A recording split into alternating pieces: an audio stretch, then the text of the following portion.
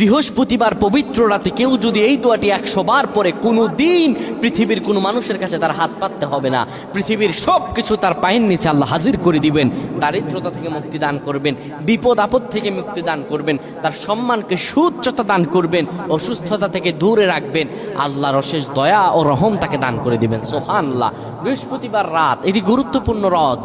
এই রাত সপ্তাহে একদিন আসে।